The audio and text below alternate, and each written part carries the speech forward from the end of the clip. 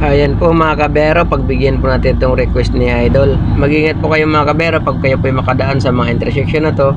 Maging alerto po kayo mga kabero. At hindi naman po lahat ng mga intersection mga kabero ang mabibidyuhan ko na may mga huli po rito. Pero ito po ilan sa mga intersection dito na may huli. Ito na po ang unang intersection na madadaanan nyo na may mga huli po rito. Ito pong intersection ng Quirino Avenue at Ruas Boulevard mga kabero. Marami pong nahuli dito. At dito rin po mga kabero sa Padre Burgos. Yun pong sa kaliwa po na yan na POV lane, bawal po kayong pumasok dyan. Marami din pong nahuli dyan. Yung pagbaba po ng Lagos Nilad, yan po yung papuntang TAP. Marami pong nakakapasok dyan ng private vehicle. Tapos ito pong merge na yan, marami pong nasisplit sa solid white line diyan. Marami pong nahuli din dyan. At yan pong sa kanan na yan, POV lane din po yan mga kabero. Marami din po nakakapasok na private vehicle dyan. Kaya po marami din po nahuhuli dyan mga kabero. Maging alerto po kayo dyan at basahin nyo po yung mga signages dyan. At ito pong kahabaan ng Padre Burgos mga kabiyero, sabay-sabay po ang traffic light dito. Kaya kahit yung mga traffic light na yan, pansinin nyo po yan. Huwag nyo pong baliwalain yan mga kabiyero. Kasi pag nagbiting red light po kayo rito mga kabiyero, di man kayo po mahuli sa mismong dito sa traffic light mga kabiyero. Pagdating nyo po dyan sa puno na yan mga kabiyero, dyan po sila nakaabang. Kaya mag-ingat po kayo dyan. At ang next po mga kabero, ito pong intersection ng Quirino Avenue at Pedro Hill.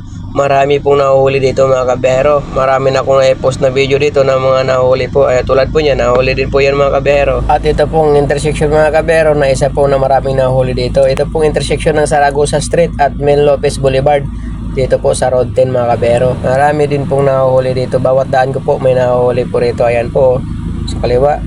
Kaya mag-iingat po kayo mga kabero kung kayo po mapapadaan din po rito. At ito pa po isa mga kabero, ito pong pagbaba sa Ayala. Pag halimbawa galing kayo sa Mindiola, yung sa kanan po na yan mga kabero, right lane, must turn right po yan dyan. Dito po sa Natividad Street at sa Ayala Boulevard intersection.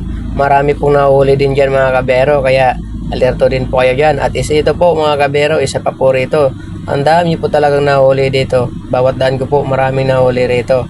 Sa tapat po ng Isitan Mall, dito po sa may recto mga kabiyero, sa Quiapo sa Manila. Tulad po niyan mga kabiyero, na-post na po yan nakaraan nung nahuli po dyan. Pag nakasagad po kayo sa kaliwa mga kabiyero, mag-u-turn lang po kasi kayo dyan, huwag na po kayong dumiretso. Tapos ito po mga kabiyero, right lane must turn right po to rito mga kabiyero. Ito po sa intersection ng recto at yung pakanan po Abad Santos. Mga kabiyero, right lane must turn right po yan dyan. Mga private vehicles po dyan, inuhuli pag dumiretso sila dyan.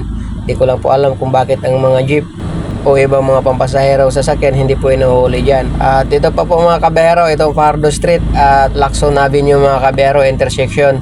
Marami din pong nahuli dito, napipeke po sila dyan kasi yung araw na yan padiretso. Tapos pagdating po dito sa dulo, left lane must turn left na lang po to rito mga kabero. Pag kayo po dyan dumiretso, mahuli naman po kayo. Kaya alerto po kayo dito mga kabero. At ito po ang next mga kabero, intersection po ng Recto Avenue at Nicanor Reyes mga kabero. Kung kayo po ipupunta na Sampaloc, yan, left lane must turn left po din po to rito. Pag kayo po dumiretso po dyan, mahuli po kayo dyan mga papuntang Mindiola. Huwag na po kayo pumisto sa kaliwa kung po kayo po diretso sa Mindiola. At ito pa po mga kabero, ang isang pong intersection na maraming nahuli po rin dito. Ito po intersection ng Lacson Avenue at Espanya Boulevard. Ang dami pong nahuli sa intersection na ito mga kabero. At ito rin pong intersection ng Recto Avenue at Rizal Ave mga kabero.